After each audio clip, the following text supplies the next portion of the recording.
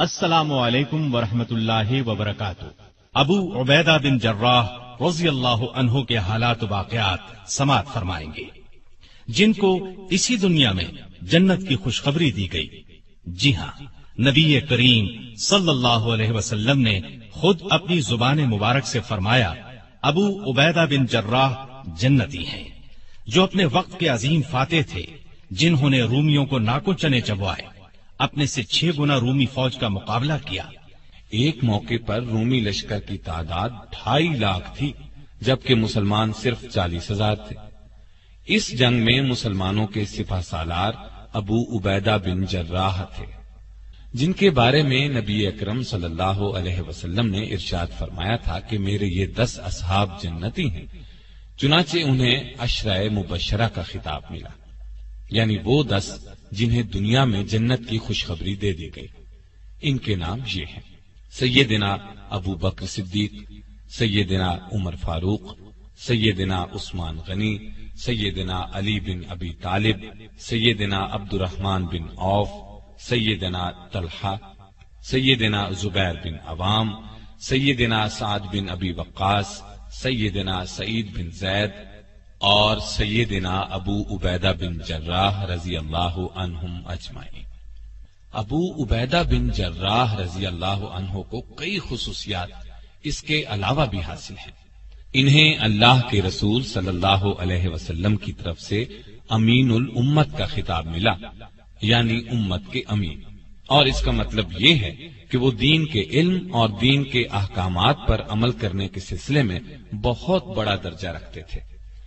لیکن اس کا یہ مطلب ہرگز نہیں کہ انہوں نے کسی بہت بڑی اسلامی یونیورسٹی سے تعلیم پائی تھی یا کسی بہت بڑے امیر گھرانے میں پیدا ہوئے تھے۔ جی نہیں، ایسی کوئی بات نہیں۔ اس زمانے میں اسلامی یونیورسٹیاں کہاں تھیں؟ فنون سپاہ گری کی تربیت دینے کے لیے باقاعدہ ادارے کہاں تھے؟ وہاں تو بس ایک ہی یونیورسٹی تھی، اور اس یونیورسٹی کا نام تھا محمد صلی اللہ علیہ وسلم۔ یہ حضرات جو کچھ بھی سیکھتے تھے نبی کریم صلی اللہ علیہ وسلم سے سیکھتے تھے، پھر صحابہ سے سیکھتے تھے۔ ان حضرات نے جتنی کامیابیاں حاصل کی وہ اللہ پر سچے دل سے ایمان لانے کی بنیاد پر کی۔ حقیقت یہی ہے کہ جب کوئی اللہ کے احکامات پر عمل کرنے لگ جاتا ہے تو پھر اللہ اسے دانائی کا ایسا نور عطا کرتا ہے کہ اس کے سبھی کام آسان ہوتے چلے جاتے ہیں۔ اب ذرا غور کریں، جب اللہ کے رسول صلی اللہ علیہ وسلم دنیا میں تشریف لائے تو پورا عرب جہالت کی تاریکیوں میں ڈوبا ہوا تھا۔ وہ لوگ بات بات پر ایک دوسرے کا خون بہانے پر تل جاتے تھے، اور جب ان میں لڑائی چھڑتی تھی تو پھر جلد ختم نہیں ہوتی تھی، بعض اوقات تو سالہ سال جاری رہتی۔ جوا کھیلتے، شراب پیتے، سب سے بڑا عیب ان میں یہ تھا کہ اپنی بیٹیوں کو چنانچہ اسے جنگل میں لے جاتا اور زندہ دفن کر دیتا۔ اس سے بڑا بلکہ سب سے بڑا عیب ان میں یہ تھا کہ بتوں کو پوجتے تھے، بتوں کو اپنا کارساز سمجھتے تھے، ان پر چڑھاوے چڑھاتے تھے، ان کے ناموں کی منتیں مانتے تھے، ان کو اپنا الہ خیال کرتے تھے۔ ان حالات میں وہاں یونیورسٹیاں کہاں ہو سکتی تھیں؟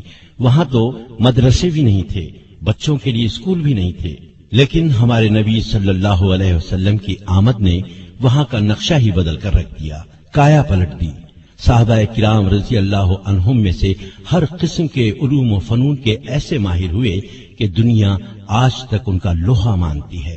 مثلا خالد بن ولید رضی اللہ عنہ کی سپہ سالاری کو لے لیں، انہوں نے 60,000 کے لشکر کا مقابلہ صرف 60 جانبازوں سے کیا اور 60,000 نے شکست کھائی۔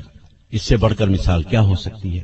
عمر رضی اللہ عنہ کی خلافت کے زمانے میں اسلامی حکومت 22 لاکھ مربع میل پر پھیل چکی تھی، اور اس طرح ان کا حکم چلتا تھا کہ کوئی چوں بھی نہیں کر سکتا تھا۔ لیکن جب یہ مسلمان نہیں تھے تو اپنے باپ کے اونٹ چرایا کرتے تھے۔ یہ سب اسلام کی برکات تھیں کہ وہ اتنی بڑی اسلامی حکومت کے خلیفہ بنے۔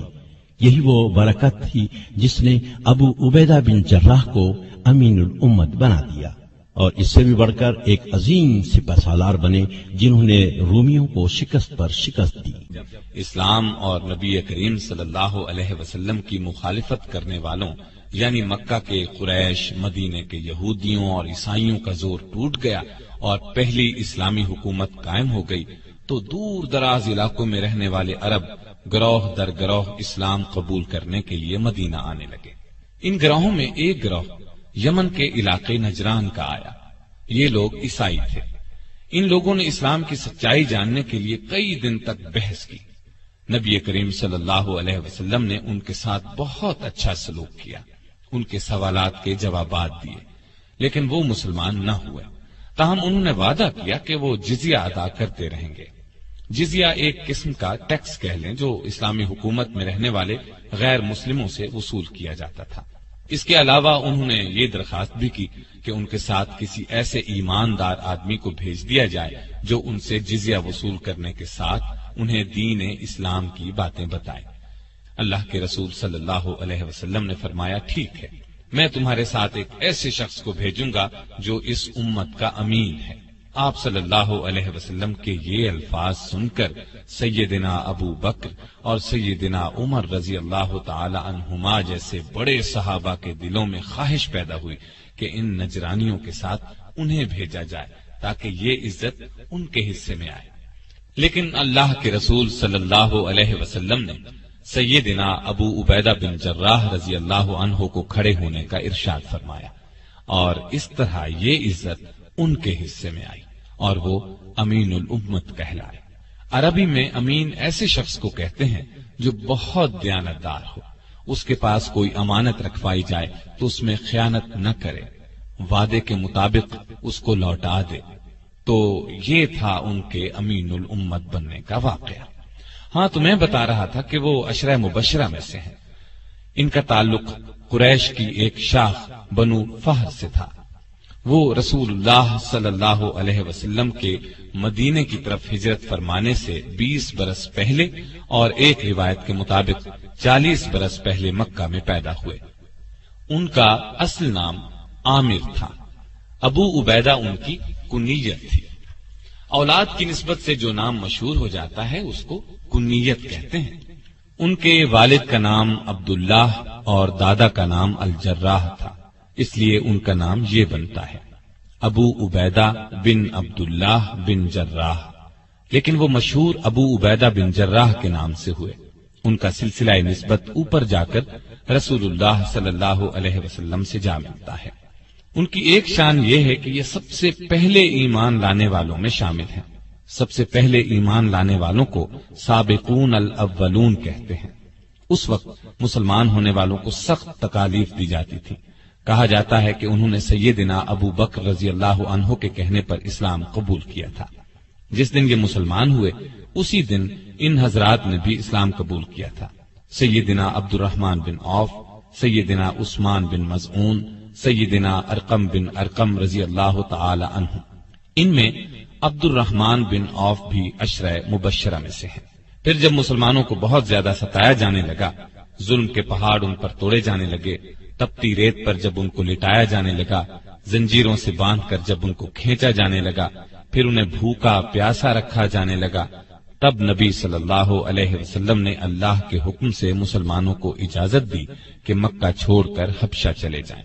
اللہ کی خاطر اس طرح وطن اور گھر بار چھوڑنے کو ہجرت کرنا کہتے ہیں۔ ہجرت کا حکم 5 نبوی میں دیا گیا اور 11 مرد اور 4 عورتیں حبشہ چلے گئے۔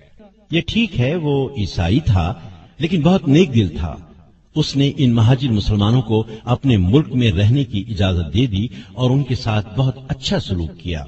یہاں میں آپ کو یہ بھی بتاتا چلوں کہ قرآن مجید کی روح سے عیسیٰ علیہ السلام اللہ کے جلیل القدر پیغمبر تھے۔ اللہ نے ان پر اپنی کتاب انجیل نازل کی تھی، اس لیے ان پر ایمان لانے والے بھی مسلمان ہی تھے۔ لیکن پھر عیسیٰ علیہ السلام کے آسمان پر اٹھا لیے جانے کے بعد دنیا کے فائدے کی خاطر لوگوں نے ان کی تعلیم کو بدل دیا، اپنی طرف سے اس تعلیم میں مطلب کی باتیں شامل کر لیں، انجیل مقدس کو کچھ سے کچھ بنا دیا۔ ایسا کرنے کو تحریف کرنا کہتے ہیں۔ یہ بہت بڑا گناہ ہے۔ ان کی تعلیم کو بدل دینے والوں نے ایک عقیدہ یہ گھڑ لیا کہ عیسیٰ علیہ السلام اللہ کے بیٹے ہیں، لیکن کچھ عیسائی صحیح تعلیم پہ بھی قائم رہے۔ حبشہ کا بادشاہ نجاشی بھی سچا عیسائی تھا، وہ عیسیٰ علیہ السلام کو اللہ کا بیٹا نہیں مانتا تھا۔ ایسا عقیدہ رکھنا شرک ہے۔ اللہ تعالیٰ نے قرآن کریم میں بار بار فرمایا ہے، شرک سب سے بڑا گناہ ہے، شرک معاف نہیں کیا جائے گا۔ اس قافلے میں 91 مہاجر تھے، ان میں 73 مرد اور 18 عورتیں تھیں۔ اپنے دین کے لیے یہ بہت بڑی قربانی تھی۔ ابو عبیدہ بن جراح کی ایک شان یہ ہے کہ انہوں نے 2 مرتبہ ہجرت کی، یعنی دوسری مرتبہ 13 ہجری کو حبشہ سے مدینہ کی طرف اس وقت ہجرت کی جب اللہ کے رسول صلی اللہ علیہ وسلم ہجرت فرما کر مدینہ تشریف لے گئے۔ اس طرح ان کے حصے میں ہجرت کا دگنا ثواب آیا۔ یہی نہیں، انہیں تو اللہ تعالیٰ نے بہت سی دوسری نعمتوں سے بھی نوازا۔ میں پہلے بتا چکا ہوں کہ وہ عشرہ مبشرہ میں شامل ہیں، اور جہاں تک میرا خیال ہے یہ حلف الفضول میں بھی شامل رہے ہوں گے۔ میں آپ کو یہ بھی بتاتا چلوں کہ مدینہ تشریف لانے کے بعد نبی اکرم صلی اللہ علیہ وسلم نے مسلمانوں کے مابین جو مواخات قائم کی تھی، اس میں حضرت ابو عبیدہ بن جراح بھی شامل تھے۔ مواخات کا مطلب ہے بھائی چارہ۔ نبی صلی اللہ علیہ وسلم نے 2 مسلمانوں میں بھائی چارہ قائم فرمایا تھا۔ اس طرح ابو عبیدہ بن جراح رضی اللہ عنہ کو ابو طلحہ رضی اللہ عنہ کا دینی بھائی بنایا۔ یہ بھائی چارہ اس لیے تھا کہ مسلمان ایک دوسرے کے مددگار اور خیر خواہ بن جائیں۔ یہ لوگ پھر ایسے خیر خواہ بنے کہ سگے بھائی بھی ایسی خیر خواہی کم ہی کرتے ہیں۔ اکثر صحابہ رضی اللہ عنہم نے اپنا آدھا مال اپنے بھائیوں کو دے دیا۔ جن کے پاس 2 مکان تھے انہوں نے 1 مکان دے دیا۔ غرض ہر چیز کا نصف بھائیوں کی نظر کر دیا۔ ایسی مثال دنیا میں کم ہی ملتی ہے، لیکن افسوس آج کل مسلمانوں میں بھائی چارے کے جذبات کم ہی نظر آتے ہیں۔ اسلام نے تمام مسلمانوں کو بھائی بھائی قرار دیا ہے۔ اللہ تعالیٰ قرآن مجید میں ارشاد فرماتا ہے، اور انصاف کرو کہ اللہ انصاف کرنے والوں کو پسند کرتا ہے۔ مومن تو ایک دوسرے کے بھائی ہیں، لہذا اپنے بھائیوں کے درمیان تعلقات کو درست کرو اور اللہ سے ڈرو، امید ہے کیا جائے گا۔ ابو عبیدہ بن جراح رضی اللہ عنہ کو نبی صلی اللہ علیہ وسلم سے کتنی محبت تھی۔ عربی میں اس کو حب رسول کہتے ہیں، اور یہ ایمان کا حصہ ہے۔ سچا مسلمان وہی ہے جس کے دل میں اللہ اور اس کے رسول صلی اللہ علیہ وسلم کی محبت دنیا کی ہر چیز سے زیادہ ہو، یہاں تک کہ اپنی جان سے بھی زیادہ محبت اللہ اور اس کے رسول سے ہونی چاہیے، تبھی ایمان کامل ہوتا ہے۔ اور یہ محبت زبانی نہ ہو، اس محبت کا تقاضا یہ ہے کہ انسان اللہ کے احکامات پورے طور پر بجا لائے، نبی صلی اللہ علیہ وسلم کی اطاعت میں انتہا کر دے۔ لیکن آج مسلمان اللہ کے احکامات پر توجہ ہی نہیں دیتے۔ ابو عبیدہ بن جراح رضی اللہ عنہ کی ایک شان یہ بھی ہے کہ وہ رسول اللہ صلی اللہ علیہ وسلم سے سچی محبت کرتے تھے۔ یہی وجہ تھی کہ آپ بھی ان سے بہت محبت کرتے تھے۔ ان کی زندگی کا ایک واقعہ ایسا ہے کہ وہ ایمان اور یقین کے بہت اونچے درجے پر نظر آتے ہیں۔ اللہ تعالیٰ قرآن کریم میں فرماتا ہے، تم یہ نہ دیکھو گے کہ جو لوگ اللہ اور قیامت کے دن پر ایمان رکھتے ہیں وہ ان لوگوں سے محبت کریں جو اللہ، اس کے رسول صلی اللہ علیہ وسلم کی مخالفت کر رہے ہیں، چاہے وہ ان کے باپ ہوں یا بیٹے، یا ان کے بھائی ہوں یا خاندان کے لوگ۔ اللہ نے ان کے دلوں میں ایمان پختہ کر دیا ہے اور اپنی طرف سے ایک روح عطا کر کے قوت بخشی ہے۔ وہ انہیں ایسی جنتوں میں داخل کرے گا جن کے نیچے نہریں بہتی ہوں گی، وہ ان میں ہمیشہ رہیں گے۔ اللہ ان سے راضی ہو گیا، وہ اللہ سے راضی ہو گئے۔ وہ اللہ کے طرفدار لوگ ہیں اور اللہ کے طرفدار ہی فلاح پانے والے ہیں۔ یہ اللہ تعالی نے صحابہ رضی اللہ عنہم کی تعریف بیان فرمائی ہے۔ اب اس کی وضاحت میں واقعہ سن لیں۔ غزوہ بدر میں ایسا ہوا کہ ابو عبیدہ بن جراح رضی اللہ عنہ اور ان کے والد عبداللہ بن جراح لڑائی کے دوران آمنے سامنے آ گئے۔ ان کے والد مسلمان نہیں ہوئے تھے اور کافروں کے لشکر میں تھے۔ وہ بہت بڑھ بڑھ کر حملے کر رہے تھے۔ کوئی عام آدمی ہوتا تو باپ کو دیکھ کر پیچھے ہٹ جاتا، لیکن سیدنا ابو عبیدہ رضی اللہ عنہ نے یہ کمزوری نہ دکھائی۔ اپنے باپ کی اس وقت کی حالت کو ذہن میں رکھا، یہ کہ وہ اللہ کا دشمن ہے۔ انہوں نے موقع پاتے ہی بے دھڑک باپ پر وار کر دیا اور اسے قتل کر دیا، اور یہ بات ثابت کر دی کہ انہیں اپنا دین اور ایمان اپنی جان اور دنیا کی ہر چیز سے زیادہ عزیز ہے۔ ایسی اور بھی مثالیں ملتی ہیں۔ بات در اصل یہ ہے کہ وہ لشکر اللہ کے دشمنوں کا تھا، اور یہ لوگ اللہ اور اس کے رسول صلی اللہ علیہ وسلم کی محبت میں سرشار تھے۔ ان حالات میں وہ باپ کو کیوں قتل نہ کرتے؟ اور پھر یہ لڑائی مسلمانوں اور کافروں کی پہلی لڑائی تھی۔ جنگ شروع ہونے سے پہلے اللہ کے رسول صلی اللہ علیہ وسلم نے دعا مانگی تھی، اے اللہ، آج پورا کفر پورے اسلام کے مقابلے میں آ گیا ہے۔ اگر تیرے یہ بندے مٹ گئے تو روئے زمین پر قیامت تک تیرا نام لینے والا کوئی نہیں ہوگا۔ لہذا ان حالات میں ایک مسلمان کیسے کافر باپ کا لحاظ کر سکتا تھا؟ دراصل سب رشتوں میں اصل رشتہ ایمان کا رشتہ ہے۔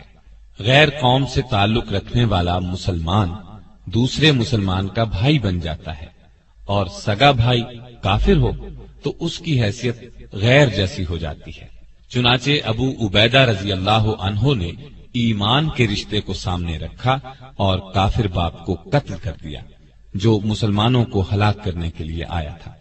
ایک اور واقعہ سناتا ہوں۔ اس سے یہ بات ثابت ہو جاتی ہے کہ سیدنا ابو عبیدہ رضی اللہ عنہ کو رسول پاک صلی اللہ علیہ وسلم سے سچی محبت تھی۔ غزوہ بدر میں شکست کھانے کے بعد اگلے سال 3 ہجری میں مکے کے کافروں نے پھر حملہ کیا اور احد پہاڑ کے قریب مسلمانوں اور کافروں کے درمیان لڑائی ہوئی۔ اس لڑائی کو غزوہ احد کہتے ہیں۔ اللہ کی مدد سے یہ لڑائی بھی پہلے مرحلے میں مسلمانوں نے جیت لی۔ کافر میدان چھوڑ کر بھاگ کھڑے ہوئے۔ اس موقع پر 50 تیر اندازوں سے چوک ہو گئی۔ نبی کریم صلی اللہ علیہ وسلم نے ایک درے پر انہیں مقرر فرمایا تھا اور ہدایت فرمائی تھی کہ درے کو نہ چھوڑنا، کیونکہ اس طرف سے دشمن مسلمانوں پر حملہ کر سکتا تھا۔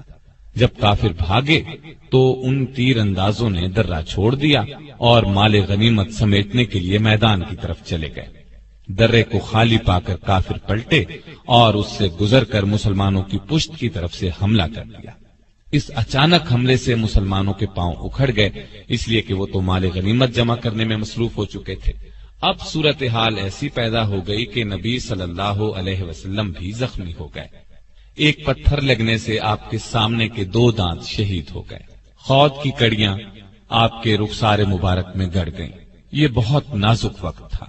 مسلمان پاؤں اکھڑنے کی وجہ سے بکھر گئے، ادھر ادھر بھاگ پڑے۔ ادھر کافروں نے شور مچا دیا کہ ہم نے مسلمانوں کے نبی کا خاتمہ کر دیا، نعوذ باللہ۔ ایسے نازک موقع پر ابو عبیدہ بن جراح اور دوسرے جانثار صحابہ رضی اللہ عنہم نے اپنی جانوں کی پرواہ نہ کرتے ہوئے آپ صلی اللہ علیہ وسلم کی حفاظت کی خاطر سامنے کھڑے ہو گئے، اور جو تیر، نیزہ، پتھر، جو کچھ بھی آیا انہوں نے اپنے جسموں پر اس کو لینا شروع کیا۔ تیر آتے نظر آتے تو وہ اپنے ہاتھ آگے کر دیتے، اپنا سینہ تان دیتے، اور نبی صلی اللہ علیہ وسلم تک کوئی ہتھیار نہ پہنچنے دیتے۔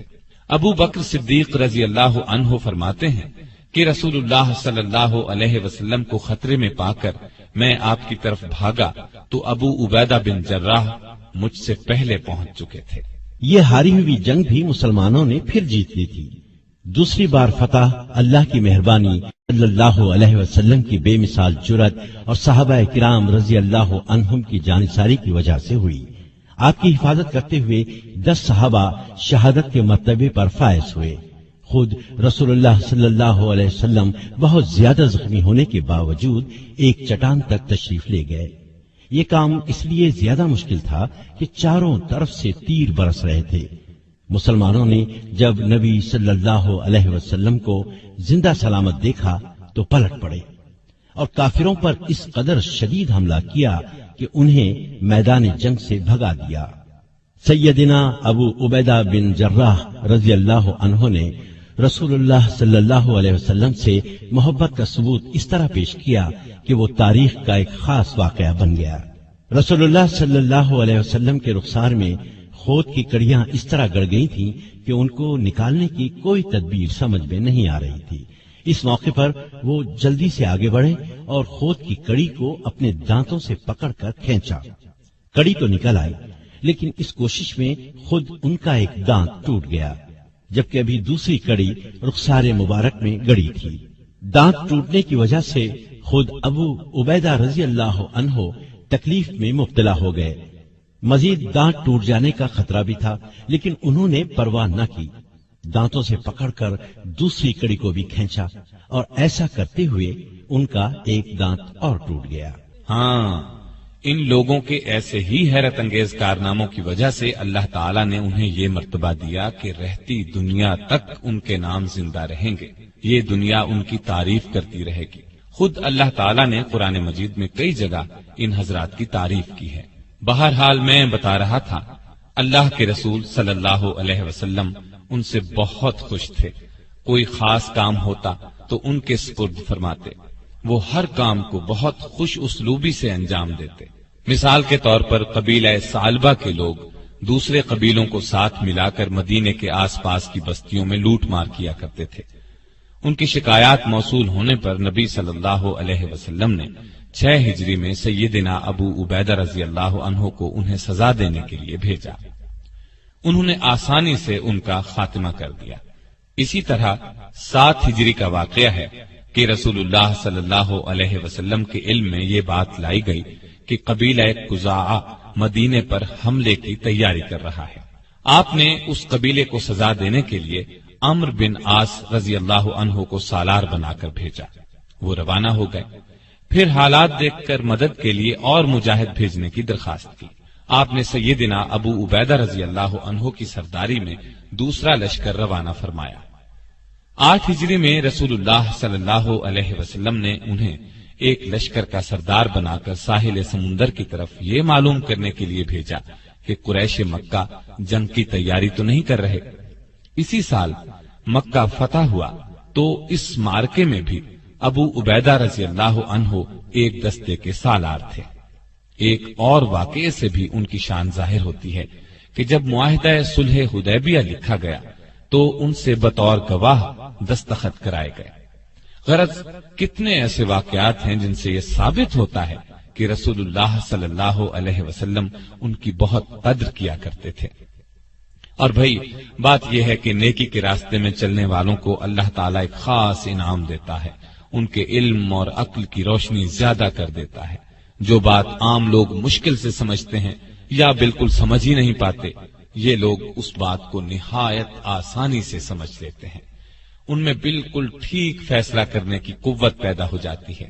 اس طرح ان کے کاموں میں خوب برکت ہوتی ہے اور وہ ترقی کرتے چلے جاتے ہیں۔ اللہ تعالیٰ نے سیدنا ابو عبیدہ بن جراح رضی اللہ عنہ کو شجاعت، امانت اور دیانت کے ساتھ ساتھ دانائی کا نور بھی بہت دیا تھا۔ مشکل ترین مسئلے کو آسانی سے سلجھا لیتے تھے۔ ان میں یہ قابلیت اس وقت اور بھی نکھر کر سامنے آئی جب اللہ کے رسول صلی اللہ علیہ وسلم کے انتقال کے بعد مسلمانوں میں یہ اختلاف پیدا ہوا کہ آپ کا خلیفہ یعنی جانشین کون بنے گا۔ پہلے اس بارے میں بہت اختلاف ہوا۔ رسول اللہ صلی اللہ علیہ وسلم کے خاندان والوں نے یہ خواہش ظاہر کی کہ سیدنا علی رضی اللہ عنہ کو خلیفہ بنایا جائے۔ انصار مدینہ نے یہ چاہا کہ یہ عزت انہیں ملے، خلیفہ ان میں سے لیا جائے۔ انصار مدینہ وہ لوگ ہیں جنہوں نے مسلمانوں اور نبی صلی اللہ علیہ وسلم کی ہجرت کے موقع پر میزبانی کی تھی، ہر طرح ساتھ دیا تھا، ہر قسم کی قربانی دی تھی۔ لیکن اس طرح گروہی بادشاہت قائم ہوتی۔ بالکل صحیح طریقہ یہ تھا کہ رسول اللہ صلی اللہ علیہ وسلم کا خلیفہ اس شخص کو چنا جائے جو نیکی اور دانائی میں خاص مقام رکھتا ہو، اور یہی بات سب سے اچھی تھی۔ جس وقت خلیفہ کے معاملے پر گرما گرم بحث ہو رہی تھی اور یہ خطرہ پیدا ہو چلا تھا کہ کہیں مسلمانوں میں اختلاف پیدا نہ ہو جائے، اللہ تعالیٰ نے اپنی خاص رحمت کے ساتھ سیدنا ابو بکر صدیق رضی اللہ عنہ کے دل میں یہ خیال ڈالا کہ اللہ کے رسول صلی اللہ علیہ وسلم کا جانشین بننے کا حق اگر کسی کو ہے تو اسے ہے جو تقوی اور دانائی میں سب سے بڑھا ہوا ہے۔ چنانچہ آپ آگے بڑھے اور فرمایا، مسلمانوں، میرے نزدیک تو دو آدمی ایسے ہیں جن میں سے ایک کو رسول اللہ صلی اللہ علیہ وسلم کا جانشین بنایا جا سکتا ہے، ایک عمر بن خطاب رضی اللہ عنہ اور دوسرے ابو عبیدہ بن جراح رضی اللہ عنہ۔ لیکن پھر حضرت عمر رضی اللہ عنہ نے ابو بکر رضی اللہ عنہ کا ہاتھ پکڑ کر ان کے ہاتھ پر بیعت امارت کر لی، اور دوسرے لوگوں نے بھی حضرت عمر کے اس انتخاب کی تائید کی، کیونکہ ایمان و تقوی میں حضرت ابو بکر صدیق سب سے زیادہ ممتاز تھے، اور یہ فیصلہ واقعی بالکل درست تھا، اس لیے کہ سیدنا ابو بکر صدیق رضی اللہ عنہ نے خلافت کا منصب سنبھالتے ہی ایسی دانائی اور دلیری سے ملک کا انتظام کیا کہ اس کی مثال نہیں ملتی، جبکہ رسول اللہ صلی اللہ علیہ وسلم کے انتقال کے بعد دشمنوں نے یہ خیال کر لیا تھا کہ بس اب دین اسلام کا خاتمہ ہو جائے گا۔ کچھ بدبختوں نے تو نبوت کا دعویٰ تک کر دیا تھا، کچھ نے دین اسلام کے احکامات ماننے سے انکار کر دیا تھا، ایک طبقے نے زکوٰۃ دینے سے انکار کر دیا تھا۔ حالات ایسے تھے کہ سب اونچے درجے کے صحابہ رضی اللہ عنہم نے انہیں مشورہ دیا تھا کہ ابھی ان باغیوں اور شریروں کو کچھ نہ کہا جائے، لیکن سیدنا ابو بکر صدیق رضی اللہ عنہ نے ان کے خلاف جہاد کیا اور ان سب کو پوری سزا دی۔ ایک اور بڑا اور اہم کام انہوں نے یہ کیا کہ ایران اور روم کی فوجوں سے جہاد کرنے کے لیے مجاہدین کے لشکر روانہ کیے اور شاندار فتوحات حاصل کی۔ یہ دونوں ملک مدینے پر حملہ کر کے اسلامی سلطنت کو پارا پارا کرنے کی تیاریاں کر رہے تھے۔ اس جہاد میں سیدنا ابو عبیدہ بن جراح نے سپہ سالار کی حیثیت سے شاندار کارنامے انجام دیے۔ اس کی تفصیل یوں ہے، ابو بکر صدیق رضی اللہ عنہ نے 13 ہجری میں لشکر روانہ کیے، سیدنا خالد بن ولید رضی اللہ عنہ کو عراق کی طرف روانہ کیا، سیدنا ابو عبیدہ بن جراح کو حمص کی طرف اور سیدنا عمرو بن عاص رضی اللہ عنہ کو فلسطین بھیجا۔ شرحبیل بن حسنہ رضی اللہ عنہ کو اردن جانے کا حکم دیا اور سیدنا یزید بن ابی سفیان رضی اللہ عنہ کو دمشق کی طرف بھیجا۔ یہ لشکر اس لیے بھیجے گئے کہ رومی اور ایرانی سلطنتیں مسلمانوں پر حملہ آور ہونے کی تیاریاں کر رہی تھی۔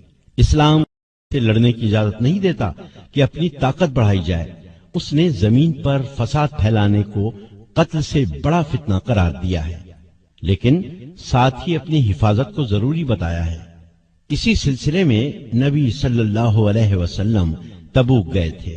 ابو بکر صدیق رضی اللہ عنہ نے بھی آپ کی اسی سنت پر عمل کیا کہ ان کے حملہ آور ہونے کا انتظار کرنے کے بجائے آگے بڑھ کر ان کا مقابلہ کیا جائے۔ سیدنا ابو عبیدہ بن جراح رضی اللہ عنہ مدینہ منورہ سے روانہ ہوئے تو ان کے ساتھ کوئی بڑی فوج نہیں تھی، لیکن ان کا دل اس یقین سے لبریز تھا کہ دشمن کتنا بھی طاقتور ہو ہمارے سامنے نہیں ٹھہر سکے گا۔ اس یقین کی اصل وجہ اللہ کی امداد پر پورا بھروسہ تھا۔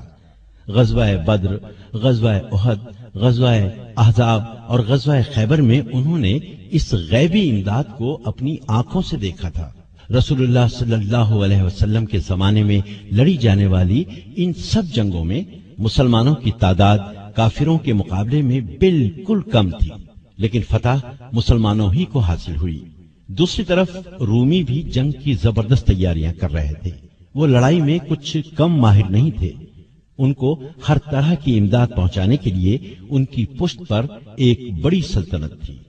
بہرحال ابو عبیدہ رضی اللہ عنہ کے راستے میں سب سے پہلے بصرہ کا شہر آیا۔ انہوں نے اس شہر کو نہایت آسانی سے فتح کر لیا۔ رومیوں نے اپنی طرف سے پوری تیاری کر کے مقابلہ کیا تھا۔ بصرہ کے بعد انہوں نے مآب بھی بہت آسانی سے فتح کر لیا۔ یہ ابتدائی فتوحات سیدنا ابو عبیدہ رضی اللہ عنہ نے اللہ کی مدد اور ایمانی جذبے ہی سے حاصل کی۔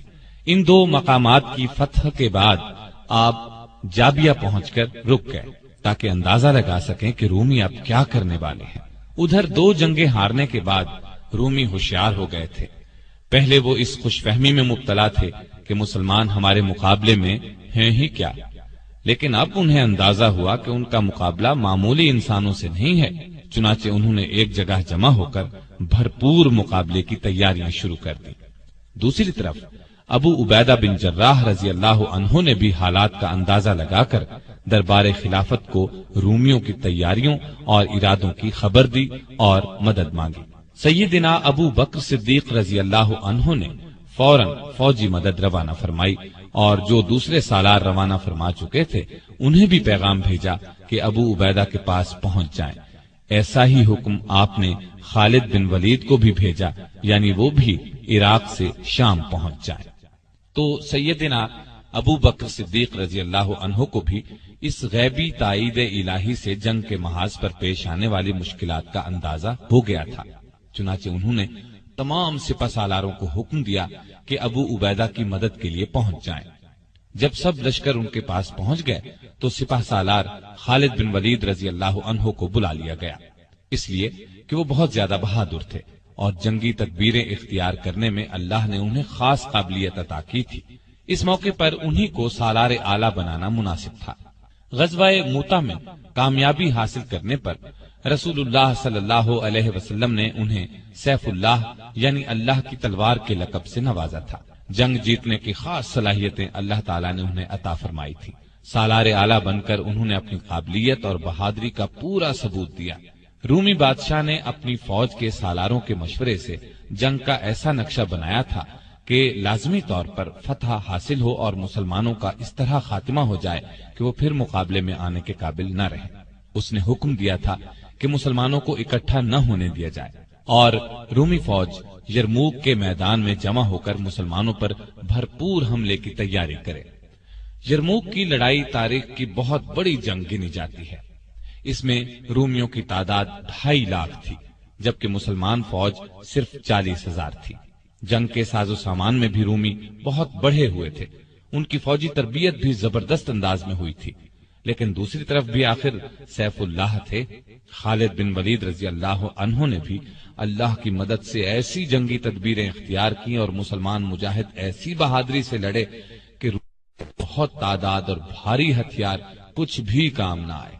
رومی بدحواس ہو کر بھاگے، ان کی بہت بڑی تعداد ماری گئی۔ اللہ تعالیٰ نے مسلمانوں کو شاندار فتح سے نوازا۔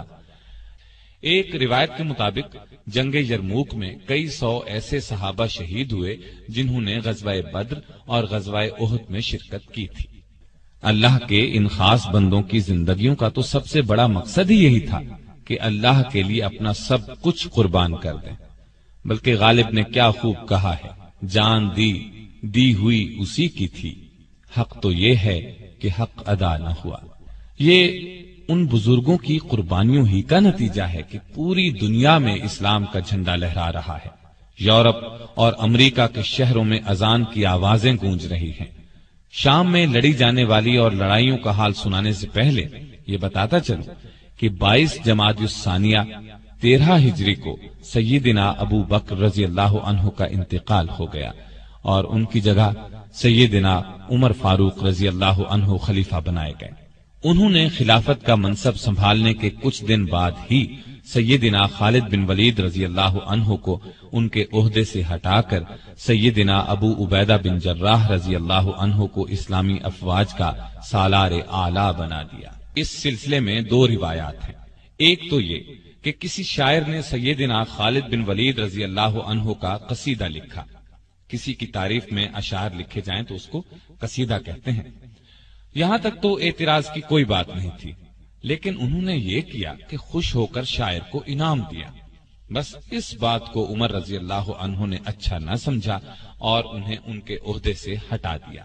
دوسری وجہ یہ بیان کی جاتی ہے کہ سیدنا خالد بن ولید رضی اللہ عنہ کی بہادری اور جنگی سوجھ بوجھ کی وجہ سے لوگ یہ خیال کرنے لگے تھے کہ مسلمانوں کو جو فتوحات پر فتوحات ہو رہی ہیں وہ انہی کی وجہ سے ہو رہی ہے، جبکہ صحیح عقیدہ یہ ہے کہ جو کامیابی بھی حاصل ہوتی ہے وہ اللہ تعالی کی مہربانی سے حاصل ہوتی ہے۔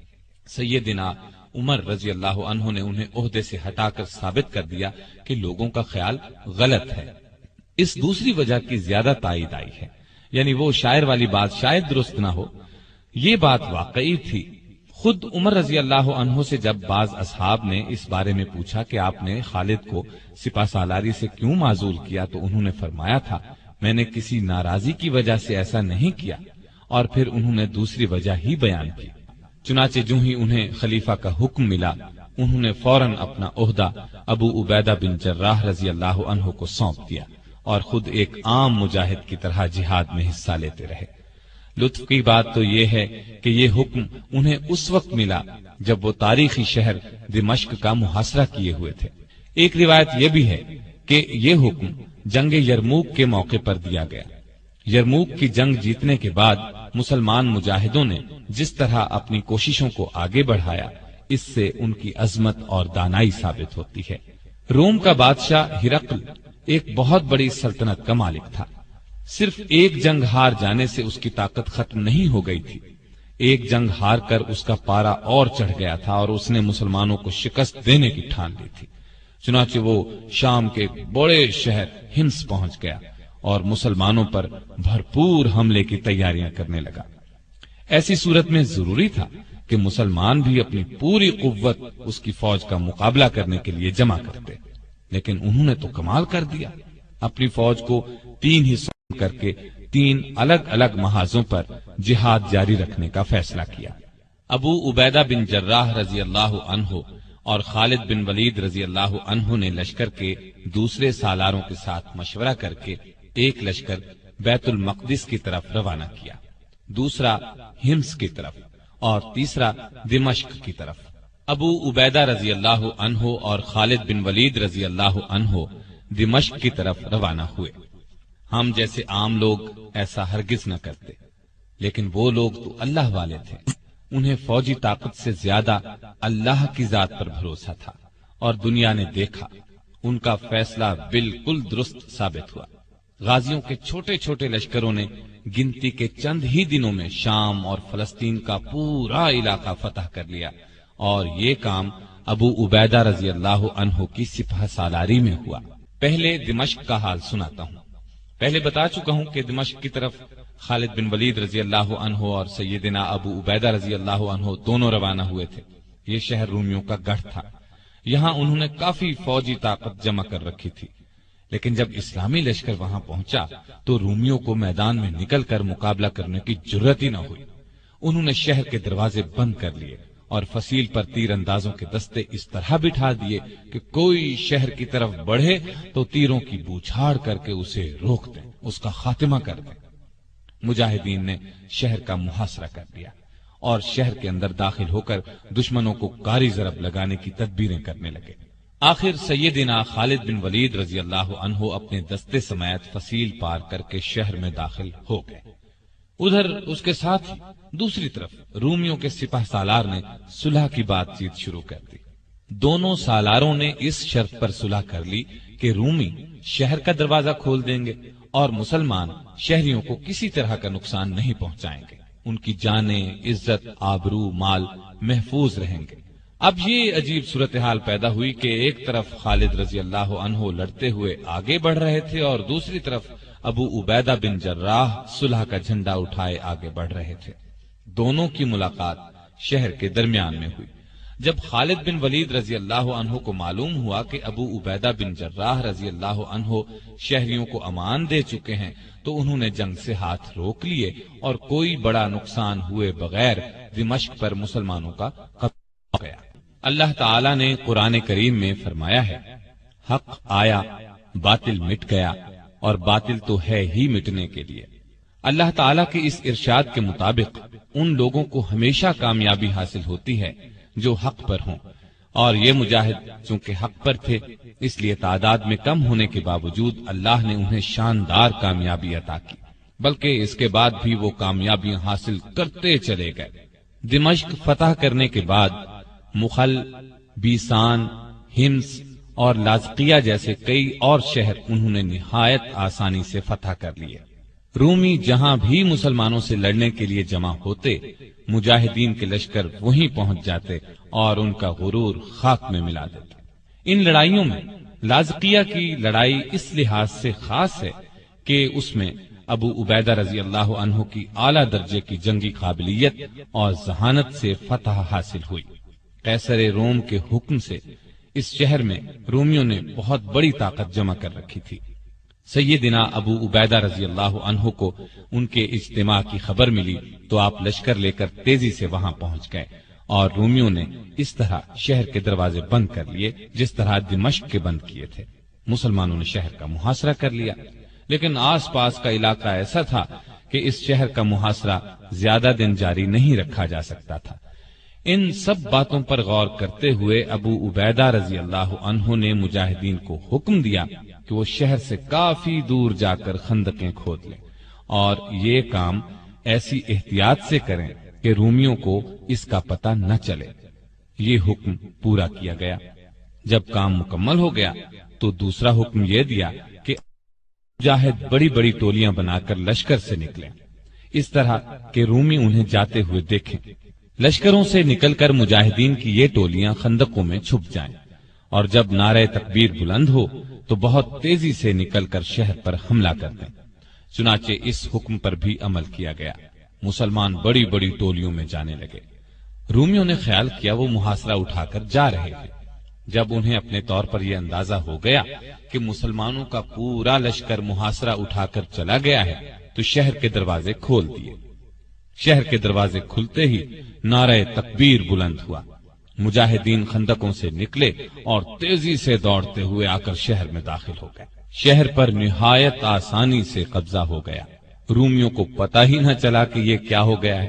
ان مجاہدین نے اللہ کے راستے میں لڑنے کے علاوہ اخلاق، ایمانداری اور شرافت کے بھی ایسے شاندار نمونے پیش کیے کہ پورے علاقے میں ان کی دھوم مچ گئی۔ مثلا ایک واقعہ سن لیں۔ جب دربار خلافت سے حکم ملا کہ سب مجاہد ایک جگہ جمع ہو جائیں، آپس میں مشورہ کر کے کسی کو سالار چن لیں اور ایک لشکر بن کر رومیوں کا مقابلہ کریں، تو سیدنا ابو عبیدہ بن جراح رضی اللہ عنہ اس وقت تک کئی شہر فتح کر چکے تھے۔ ان شہروں میں کچھ ایسے بھی تھے جنہوں نے جزیہ دینا منظور کیا تھا اور لڑائی کے بغیر مسلمانوں کو فاتح مان لیا تھا۔ جزیہ ایک ٹیکس ہے جو اسلامی سلطنت میں رہنے والے غیر مسلموں سے اس شرط کے ساتھ وصول کیا جاتا ہے کہ مسلمان ان کی حفاظت کریں گے۔ ان لوگوں نے جزیہ بھی ادا کر دیا تھا۔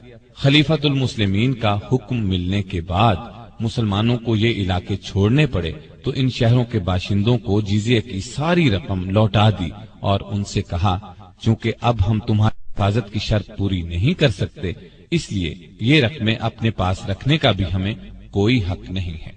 ہمارے ان بزرگوں کی تو تمام زندگیاں ہی ایسی ہیں کہ ان کی مثال ہی نہیں ملتی۔ وہ صحیح معنوں میں اللہ پر ایمان رکھتے تھے اور اس کے احکامات پر عمل کرتے تھے، اپنوں پرایوں سب سے اچھا سلوک کرتے تھے، لوگوں کی غلطیاں معاف کر دیا کرتے تھے، زمین پر عاجزی سے چلتے تھے، کسی سے کوئی وعدہ کرتے تو اس کو پورا کرتے، اللہ کے سوا کسی سے نہیں ڈرتے تھے، نہ کسی کو اس کا شریک ٹھہراتے تھے، نہ اس کے سوا کسی کو حاجت روا سمجھتے تھے، وہم اور تاریک خیالی سے دور تھے۔ وہ ہمیشہ زندگی کا روشن پہلو دیکھتے تھے اور یہ روشنی دوسروں تک پہنچاتے تھے۔ وہ کشادہ دل اور بلند حوصلہ تھے۔ ان کی بہادری اور دانائی ان کے اچھے اعمال ہی کا انعام تھی۔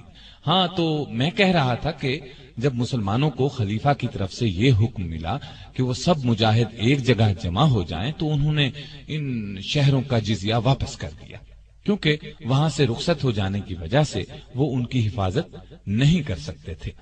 ادھر روم کے بادشاہ ہرقل کو پکا یقین تھا کہ وہ بہت آسانی سے ان چند ہزار مجاہدین کا خاتمہ کر دے گا جو شام اور فلسطین میں داخل ہوئے ہیں، اور پھر اتنی ہی آسانی سے مدینے کی اسلامی سلطنت کا خاتمہ کر دے گا۔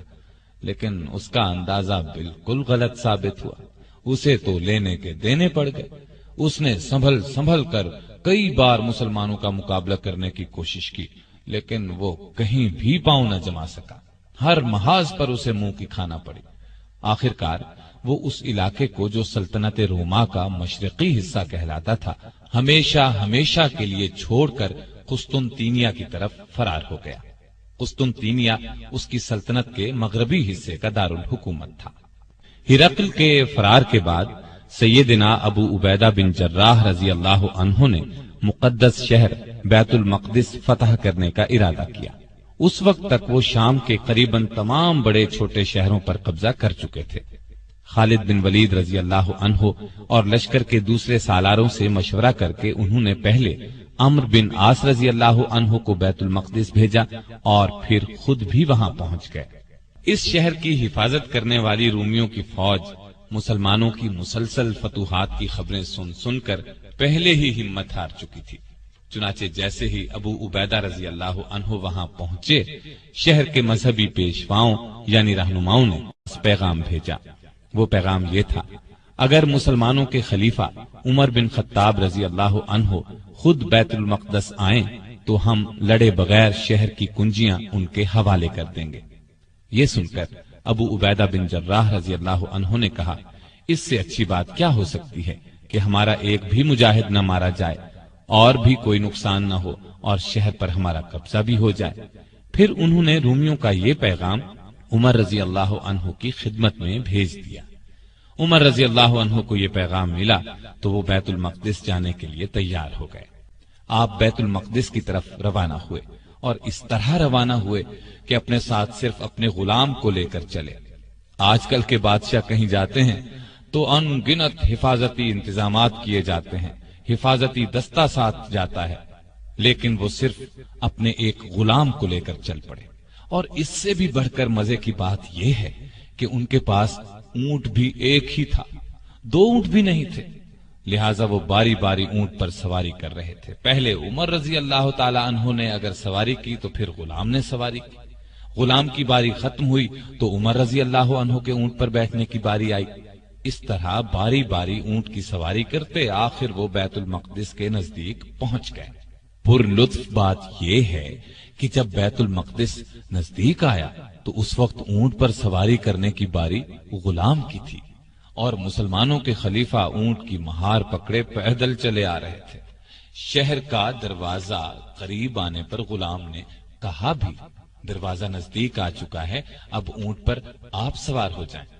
اس پر عمر رضی اللہ عنہ نے فرمایا کہ سنیں، باری آپ کی ہے، لہذا اونٹ پر آپ ہی بیٹھے رہیں۔ غلام نے کہا، وہ لوگ کیا سوچیں گے؟ عمر رضی اللہ عنہ نے فرمایا، کوئی پرواہ نہیں، ہمیں جو کچھ بھی عزت ملی ہے اسلام کی بدولت ملی ہے، نہ کہ سواری یا لباس سے۔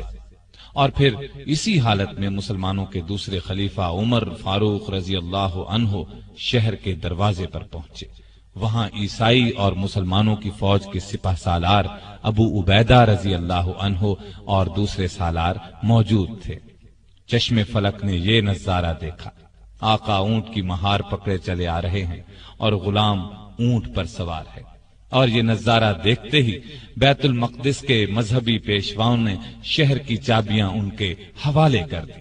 سنا ہے ان کی کتابوں میں یہی لکھا ہوا تھا کہ جب مسلمانوں کا خلیفہ بیت المقدس کے دروازے پر پہنچے گا تو اونٹ کی مہار اس کے ہاتھ میں ہوگی اور غلام اونٹ پر بیٹھا ہوگا۔ یہ بھی کہا جاتا ہے کہ اس وقت عمر رضی اللہ عنہ کے جسم پر جو لباس تھا اس میں پیوند لگے ہوئے تھے۔ دروازہ نزدیک آنے پر غلام نے یہ بھی کہا تھا کہ آپ لباس تبدیل کر لیں، آپ نے یہ بھی پسند نہیں فرمایا تھا۔